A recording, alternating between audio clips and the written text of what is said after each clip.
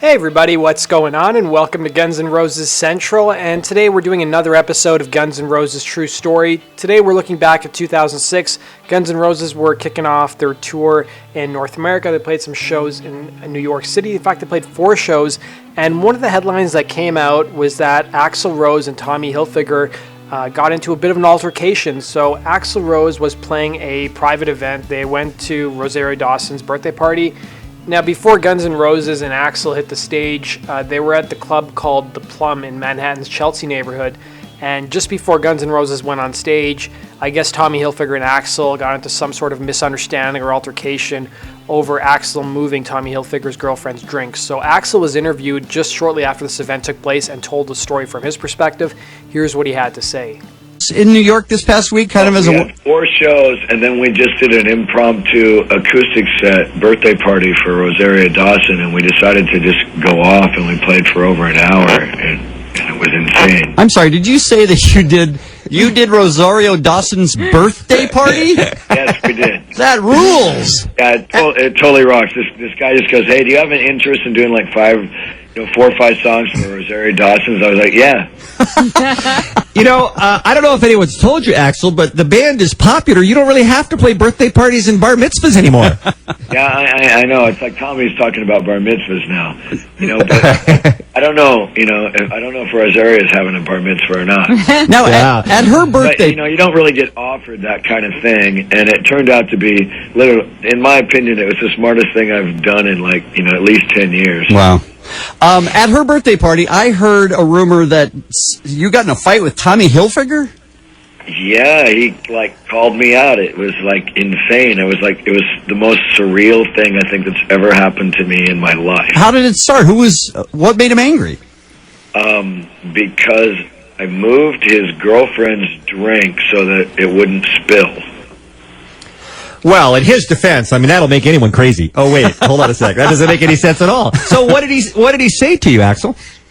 Well, he first, smacked me in the arm to, put it back. And I said, "I don't want it to spill." And he said, "It's not going to spill." And I said, "Well, I don't want to sit on it." He said, "You're not going to blank and sit on it." And then he just kept smacking me, and I tried to ignore him, and I told him to leave me alone, and then he grabbed my arm, and I told him, to let go of my blanket arm, and he said he doesn't have to let go of my blanket. What the hell is going on? Tommy Hilfiger I haven't experienced more hatred and twisted whatever from a cop.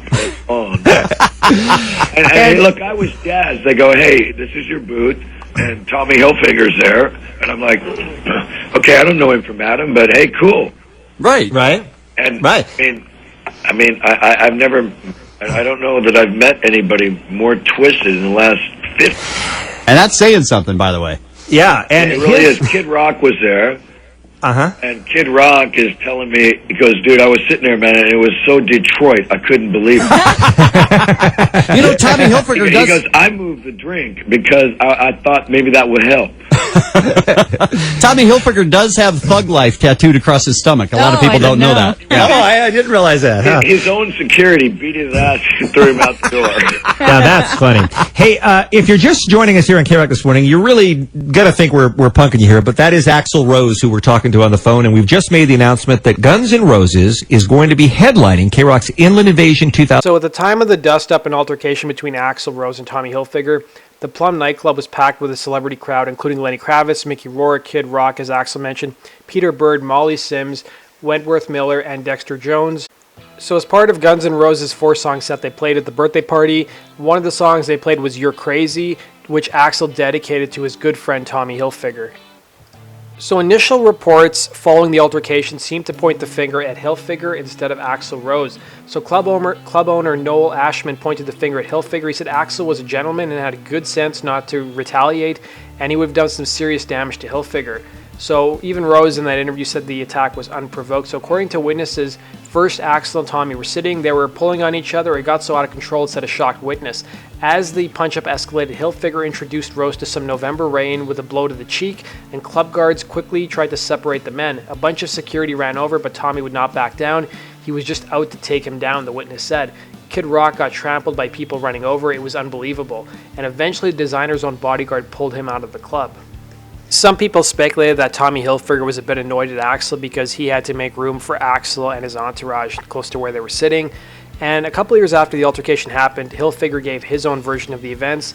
He said that Axel pushed me out of the way and I said, well, that was rude, Hilfiger explained in an interview with a French fashion magazine. He basically said he turned around and had this huge ring on. He wears all this jewelry and I'm thinking, if I get hit, it's over. No teeth, no eye. So I hit him before he hit me. It was self-protection. Now we're friends. So fast forward now a couple of years later, 2013, Guns N' Roses play a private Tommy Hilfiger launch party. So they played an acoustic set at the Soho House in West Hollywood, California at the after party for the launch of Tommy Hilfiger's new flagship store on Robertson Boulevard.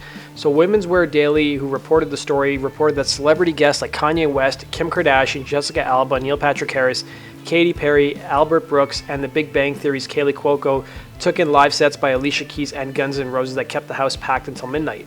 In true rocker form with sunglasses, a brimmed hat, and his signature shuffle, Axl Rose, who clearly had gotten over Hilfiger clocking him in the 2006 club brawl, shouted, "It's good to be here. We've been trying to get a gig here," before lobbing obscenities directed at Soho House.